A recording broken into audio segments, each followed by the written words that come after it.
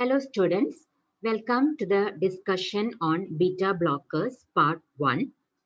This topic is addressed under the competency number PH 1.13, which is about describing the mechanism of action, types, doses, side effects, indications and contraindications of anti-adrenergic drugs. And under the anti-adrenergic drugs, you have got beta blockers and alpha blockers. So we'll be taking up the discussion on beta blockers in this session. The specific learning objectives for the session are classify beta blockers. And in the part 1 of the session, we shall be looking into the describing of the mechanism of action and actions of non-selective beta blockers. We'll be listing the adverse effects, drug interactions, indications and contraindications of use for non-selective beta blockers. We'll be taking up the remaining part of the beta blockers in the part 2 of the session. So we'll first begin with an introduction. So beta blockers are the drugs which inhibit the adrenergic responses mediated through the beta receptors, that is beta receptor 1, 2 and 3. So all of you all have learned the functions of the beta receptors. So these drugs, they will inhibit or they will block the adrenergic responses mediated through the beta receptors. Now, dichloroisopranaline, which was discovered in 1958, was the first drug or the first compound which appeared to be blocking the beta receptors. But this drug did not have any therapeutic potential and hence it was abandoned. In 1960, James Black developed propranolol, and this was a therapeutic breakthrough as far as beta blockers are concerned because this drug had a lot of clinical implications, and James Black received Nobel Prize for the development of propranolol. Now we look in the classification of beta blockers. It is very, very important, often asked as the part of an essay question for all of you. So you have to learn the classification by heart. I'll be showing you two types of classification. The first type of classification is as such. So you can see the beta blockers are classified as non-selective beta blockers and cardioselective beta blockers. Non-selective beta blockers are the drugs which block beta 1 and beta 2 and also beta 3. But the beta 3 blocking action is very weak and hence I have not mentioned it separately. Then cardioselective beta blockers are the drugs which selectively block the beta 1 receptors. They might be having blocking actions on the beta 2, but they are most selective for the beta 1 blockade. Under the non-selective beta blockers, we have drugs that is with intrinsic sympathomimetic activity. Example, Pindolol. Without intrinsic sympathomimetic activity, examples are propranolol, sotalol, and timolol. And with additional alpha blocking property, labetalol and carvedilol. So the propranolol drug that we have mentioned in the introduction is a non-selective beta blocker without intrinsic sympathomimetic activity. Then under the cardioselective beta blockers, we have got the drugs without intrinsic sympathomimetic activity, that is metoprolol, atenolol, bisoprolol, esmolol, betaxolol, nebivolol, with intrinsic sympathomimetic activity, celiprolol and acebutolol. So all these drugs you have to learn by heart. Another type of classification is based on the generation, that is the order in which they were developed. So we have got the first generation which came up first, that is the older generation, and this includes mainly the non-selective beta blockers like propranolol, sotalol, timolol and pindolol. Then came the second generation, which are cardioselective beta blockers. Example, metoprolol, atenolol, acebutolol, and so on. And then came the third generation beta blockers, that is the beta blockers with additional properties. And these additional properties can be an additional alpha blocking property like labetalol and carvedilol, and other additional properties like vasodilator property, celiprolol, nebivolol, and bitaxolol. So the classification, whether it is the non-selective and cardioselective, and the second classification, the generation-wise classification, you have to learn with examples, and you have to learn this by heart. Now, before we go into the session proper, we'll just have a recap of some of the terminologies, because these terminologies will be used on and off during the session. So, agonist is an agent or a drug which activates a receptor to produce the effect similar to that of a physiological signal molecule. So when we are talking about the adrenergic system, the signal molecule will be a catecholamine. It could be a adrenaline, noradrenaline. So the signal molecule. So this is an agonist which will produce the same actions as that of a catecholamine. Antagonist, they are the agents which prevent the action of the agonist on the receptor. So they will prevent the action, or they will inhibit the action of the agonist on the receptor by occupying that place so that the agonist cannot bind the receptor. But the antagonist will not have any effect on its own. That means it is just blocking the action of the agonist. It is not having any additional action on its own. On the other hand, the inverse agonist, it activates a receptor to produce an effect in the opposite direction of that of an agonist. So, see, when you are saying, I'll explain to this with an example. For example, if you have an agonist which is acting on the beta 1 receptor, and the function of the agonist is to increase the heart rate. Now, what will the antagonist do?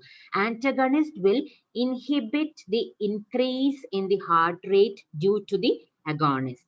Okay, and what will the inverse agonist do? The inverse agonist will decrease the heart rate. So you have to understand the differences very, very clearly. An antagonist is not decreasing the heart rate, it is only inhibiting the increase in the heart rate by the agonist, whereas the inverse agonist, it is decreasing the heart rate. I hope you have understood the subtle difference between these two terminologies. However, when we are using these terminologies, I mean, when we are using terminologies like an antagonist or an inverse agonist, we often end up using it interchangeably. That is, when I say that it's a blocker or an antagonist, I mean, sometimes end up saying that it is decreasing the heart rate. So this is almost an or a acceptable kind of an interchange, but there is a difference which is there. Okay, so that is what you have to understand. The difference is there, but we often use it interchangeably. Then I have used a terminology called as the intrinsic sympathomimetic activity during the classification. That is, these are drugs which are able to stimulate the receptors, but to a submaximal effect. But they also oppose the action of a full agonist. That means they are antagonists. That means they can oppose the action of the agonist, and they themselves have an ability to produce submaximal effect on the agonist. That is intrinsic sympathomimetic activity. That is, these drugs, they will block the increase in the heart rate by the agonist. That is there. That is, and they will also slightly, they can increase the heart rate also. That means they are having a submaximal agonistic action, and also they are opposing the action of the agonist. Now we'll come to the discussion on non-selective beta blockers. So we'll take up the discussion on propranolol first, because this is considered to be the prototype drug of the class. So as I already told you, I guess in the previous classes, that we'll always be discussing the classes based on the prototype drug. And in this case, propranolol is the prototype drug. So what is the mechanism of action? They are competitive antagonists on all the beta receptors, that is beta 1, beta 2, and a weak action is there on the beta 3. Propranolol is also an inverse agonist. So I can very confidently say that the propranolol decreases the heart rate. Okay, because it's also an inverse agonist. Had it been an antagonist, I will just say it prevents the increase in the heart rate by adrenaline. But because it's an inverse agonist also, I can confidently say it decreases the heart rate. Now let us look at the pharmacological actions. So first we look at the action on the cardiovascular system. So heart. So initially, it decreases the heart rate, contractility, conduction velocity, cardiac output, being an inverse agonist on beta 1. So you have learned the actions of beta 1. It is all increasing the heart rate, contractility, conduction velocity, and cardiac output. So this drug will decrease all of this. It reduces the cardiac work and oxygen consumption. You all know cardiac work is an output of or a product of cardiac output and heart rate. Since cardiac output and heart rate are individually being decreased by the propranolol, the product, that is the cardiac work, and the oxygen consumption also depends on the cardiac work, and that also will be reduced by propranolol. And this is the basis of use in angina because it is able to decrease the cardiac work and oxygen consumption. We can use this non-selective beta blockers like propranolol in angina. It can suppress the automaticity of the latent pacemakers, delays the AV conduction. So again, this is the basis of use in arrhythmia. So at this point itself, you can understand or you can already get two of the uses of propranolol or non-selective beta blockers. That is, one is in angina and one is in arrhythmias. And also you know the basis why they are used in these two conditions. Now we look at the following a recap from the first year. That is, before we proceed to the action on the blood vessel. So just remember, blood pressure is the product of cardiac output and total peripheral resistance. So you can see that total peripheral resistance will depend upon the diameter of the blood vessels, that is the arterioles. If there is a vasoconstriction, the TPR will increase. If vasodilatation is there, TPR will decrease. Systolic BP depends more on the cardiac output and diastolic BP depends more on the total peripheral resistance. These are some of the facts that you have to remember before we go into the actions of the non-selective beta blockers on blood vessels. So, in the initial period, it produces no acute change in BP. So what happens in the initial period? So when you're starting the patient on this drug, that is propranolol, in the initial period, the total peripheral resistance will increase because of the blockade of the beta 2 mediated vasodilatation. You already know beta 2 is causing a vasodilatation of the blood vessels of the skeletal muscles. So what happens? That is getting blocked by the beta blockers. So there's a vasoconstriction will occur, and because of that, the TPR will increase, and this will lead to the increase in diastolic BP because it's a diastolic BP which is more dependent on the TPR. During the initial period, you also know that the cardiac output is being reduced by the propranolol, and this will lead to a fall in the systolic BP.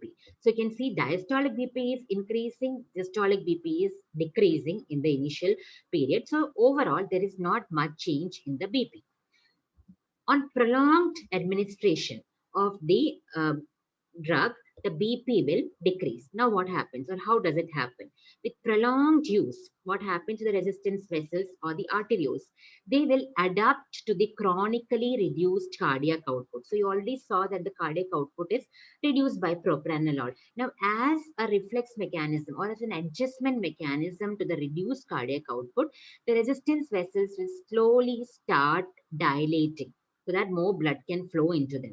And as a result, what will happen? The TPR will decrease. Now, what happens to the diastolic BP? It also decreases. So, in the later or on the prolonged administration, both the systolic BP and the diastolic BP will fall.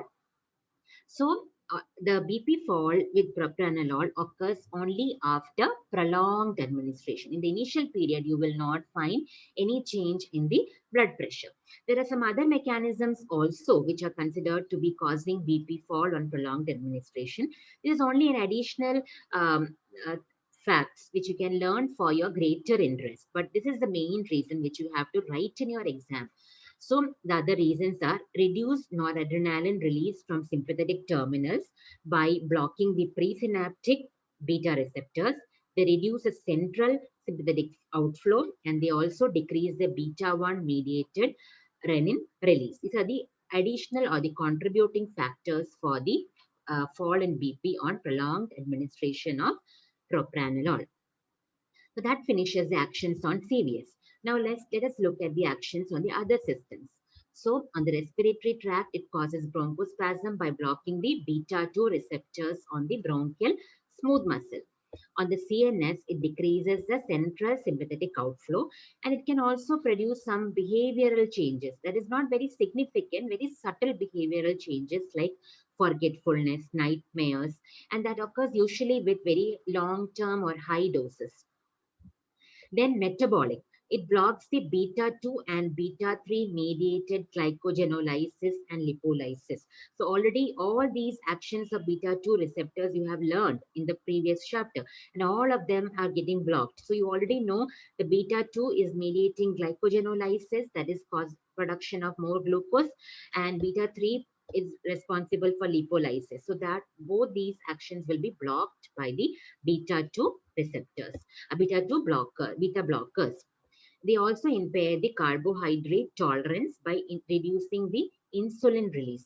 So they will also decrease the insulin release. So they are decreasing the insulin release, and they are also inhibiting the glycogenolysis and lipolysis. All this will have implications in the later on slides. Skeletal muscles, they inhibit the beta 2 mediated tremors of the skeletal muscle fibers. On the eye, they reduce the secretion of aqueous humor, and they decrease the intraocular tension. So again, you can notice that they will have a use in glaucoma also. Just like I told you, they have a use in angina, they have a use in arrhythmias, they also have a use in hypertension, because you have seen on long chronic administration, they are decreasing the BP. And here again, you can see they can have a use in glaucoma. So by studying the actions, you can also interpret the coming up uses of non-selective beta blockers. Propranolol also has a membrane stabilizing property, and it has, because of that, it has got a local anesthetic action, but it is not used as a local anesthetic because of its irritant property. Let us now look at the pharmacokinetics of propranolol. So it has got a very complete oral absorption. It is a drug with high first-pass metabolism in liver. So you have to remember this as an example of a drug with a high first-pass metabolism in liver. So the other important fact is that the metabolism occurs in liver and is dependent on the hepatic blood flow. So that means if the hepatic blood flow is compromised or it is decreasing, the metabolism of propranolol also will get decreased.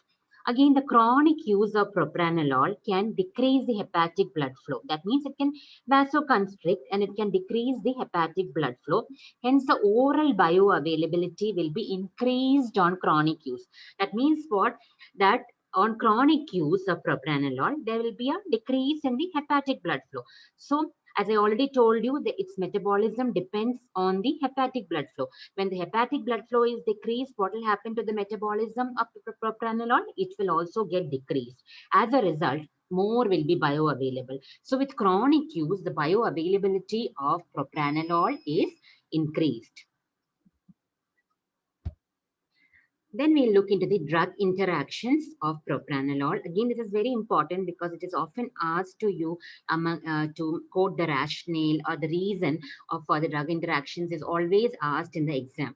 So it can cause addictive depression with drugs like digitalis and verapamil. These are again cardiac depressants. And already I told you propranolol also decreases the contractility, heart rate, cardiac output, and hence, when you're giving this with other cardiac suppressants, the further or additive cardiac suppression, depression can occur. This is very important. It delays the recovery from insulin and oral antidiabetics induced hypoglycemia. It also masks the signs of hypoglycemia. I'll explain this to you. That is, you all know that when insulin or other oral antidiabetics are taken by a patient, one of the adverse effect can be a fall in the blood sugar level beyond the normal level. That means the patient can go on to hypoglycemia. Now, if the patient normally as the counteracting features of hypoglycemia or the response to hypoglycemia by the body is a sympathetic stimulation. That is, whenever the body is going for a hypoglycemia, you will get warning signals. That is tachycardia, you will feel sweating, and also there is a increased glycogenolysis in the body, so that more glucose can be generated. Now, imagine a person who is on propranolol. In such patients, there won't be any compensatory mechanisms to overcome this hypoglycemia, because the glycogenolysis, which is induced or by the beta 2, is being blocked. As I already told you in the previous slide, the glycogenolysis, which is actually a compensatory mechanism to overcome the hypoglycemia, will not be occurring. So the patient will not have a recovery from the hypoglycemia. Also, the signs which are indicative of hypoglycemia, that is tachycardia, sweating, and hair hunger, all these are occurring because of sympathetic stimulation. Again, that will not be occurring in the case of patients who are taking propranolol. So what is the problem? The patient will not identify that he is having hypoglycemia, and neither will the body have any recovery mechanism to overcome the hypoglycemia. This is a case of undetected hypoglycemia and can be dangerous at times. Then alpha agonist. So phenylephrine, ephedrine, these are all alpha agonists, which you already have learned, can cause marked rise in the blood pressure. That means you already know alpha agonists, they can cause a rise in the BP. When you're giving it with the propranolol, the beta receptors are also getting blocked. So only action will be of the alpha agonist. So it will lead to an exaggerated rise in BP. Cimetidine is a drug which is a H2 blocker, and it is given for peptic ulcer. This drug can decrease the metabolism of propranolol and can increase the bioavailability. This drug will increase the bioavailability of lignocaine by decreasing the blood flow to the liver. So lignocaine is another drug whose metabolism depends upon the blood flow.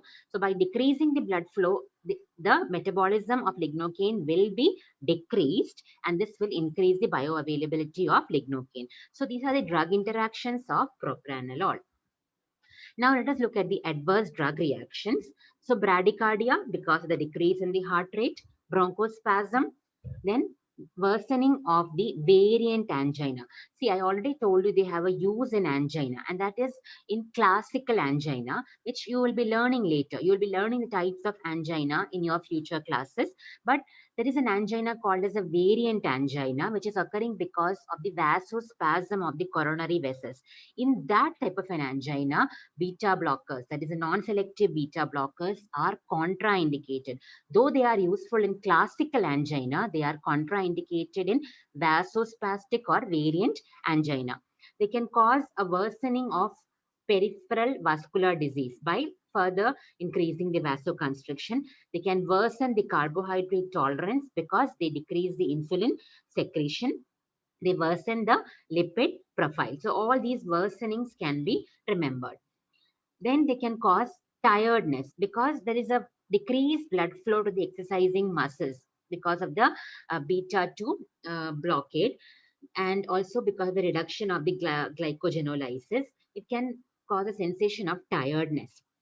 Another important thing is that whenever you are administering propranolol, if you suddenly withdraw propranolol after chronic use, it can cause rebound hypertension or worsening of angina. And this is occurring mainly because of the super sensitivity of the beta receptors occurring as a result of long-term reduction in agonist stimulation. What does it mean? It means that the beta receptors were blocked for a long time by the beta blockers. So if you remove it suddenly, the blockade is suddenly removed. That is, suddenly you are withdrawing the propranolol. These receptors, which were blocked for a long time and which were not getting the stimulation of the agonist, they become very sensitive to the agonist stimulation, and they suddenly will increase the heart rate, the cardiac output, and everything. And this will lead to a very exaggerated rise in hypertension or can result in attacks of angina. So whenever you are treating a patient for hypertension or angina with propranolol, never ever withdraw the drug suddenly. You have to reduce the dose slowly and then take off the drug gradually. You cannot suddenly withdraw the drug on one fine day after using it for a long time. If you do that, you will end up with a rebound hypertension or an exaggerated hypertension and worsening of the angina. Others are GI upset, forgetfulness, nightmares, depression, sexual distress. These are other adverse effects which have been reported by people who have been administered beta blockers. Now we go to the indications for use of the non-selective beta blockers, that is propranolol. So hypertension, I already told you. The reason also you know, on chronic use or on prolonged administration, it can reduce the BP. However, the cardioselective beta blockers, which we are going to learn in the second part, are more preferred over the propranolol. In stable angina, it is decreasing the cardiac work and oxygen consumption. It will decrease the frequency of attacks, impending myocardial infarction, sudden cardiac death. It has to be taken on regular basis. And as I already told you in the previous slide, if you stop it abruptly, it can precipitate severe attack or even myocardial infarction. Another thing that you have to remember, it has to be avoided in variant or vasospastic angina. It can be used in myocardial infarction for myocardial salvage, that is, to limit the infarct size and to prevent the arrhythmias associated with myocardial infarction. But it is useful only if it is administered within 4 to 6 hours of the attack, followed by continuous therapy. So this is very important. It has to be administered within 4 to 6 hours. That is the golden period. It is also used for a myocardial infarction prophylaxis. So it has got some role in preventing the reinfarction. The details of all this we will not be discussing under this topic because you have got elaborate topics, elaborate discussion on these topics in your future classes.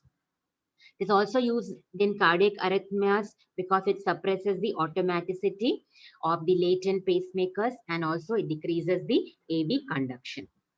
It also finds use in congestive cardiac failure, dissecting aortic aneurysm, and other conditions like hypertrophic or obstructive cardiomyopathy.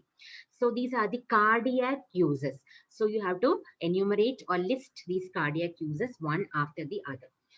The non-cardiac uses of propranolol include the following. It is used in pheochromocytoma to control the tachycardia or the arrhythmia, and it is given usually after giving alpha blockers. Now, pheochromocytoma is a tumor of the adrenal gland. It is characterized by high blood pressure. So, for the control of the symptoms like tachycardia or arrhythmias, these beta blockers can be given. In thyrotoxicosis also, it is given to control the sympathetic overactivity like palpitations, tremor, raised basal metabolic rate. Propranolol can be given. It is also given for migraine prophylaxis.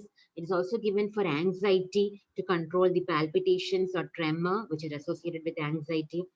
Essential tremor and glaucoma also, these drugs can be given. Other less common uses are esophageal variceal bleeding. So it overcomes the splanchnic vasoconstriction that is occurring because of the unopposed alpha action. So this can be given for that also. And portal hypertension and alcohol withdrawal also it can be given. So esophageal variceal bleeding, portal hypertension, and alcohol withdrawal. For all these things, it can be useful. The contraindications for use are severe bradycardia, heart block. In asthma and COPD, you cannot use because it can further aggravate the bronchospasm, peripheral vascular disease, as I already told you, it can further aggravate the symptoms, variant angina, and also in insulin-dependent diabetes mellitus. If you're giving this, it will prevent delay the recovery from the hypoglycemia as well as it will mask the signals of hypoglycemia. So before we conclude, we'll just have a look at the other non-selective beta blockers other than propranolol, just the important features only. That is, sotalol has got an additional potassium channel blocking property. It is also a class 3 antiarrhythmic property.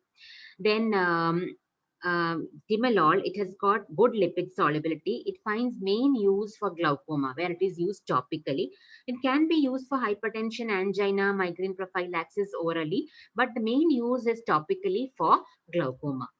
Pindalol is one of the non-selective beta blockers with intrinsic sympathomimetic property. It is used for hypertension, and one of the advantages is that it has no significant bradycardia, no rebound hypertension, or no deleterious effect on the plasma lipid profile. And this is mainly because of the sympathomimetic property. Though it is blocking the actions of the agonist, it will also cause some amount of action on the receptor, stimulant action on the receptors. As a result, it will not allow the bradycardia to manifest full fledged, because it can slightly increase the heart rate on its own. So the patient will never go in for complete bradycardia. And again, because the receptors are not fully blocked, there is a stimulation that is going on persistently, so you will not end up with rebound hypertension on sudden withdrawal also. I told you the rebound hypertension is mainly because the receptors are being devoid of the stimulation for a long time because of the continuous blockade. Now, if a drug with an intrinsic sympathomimetic activity is given, you will not have a complete blockade because there is some amount of stimulation is already always being there. So you will not find the rebound hypertension on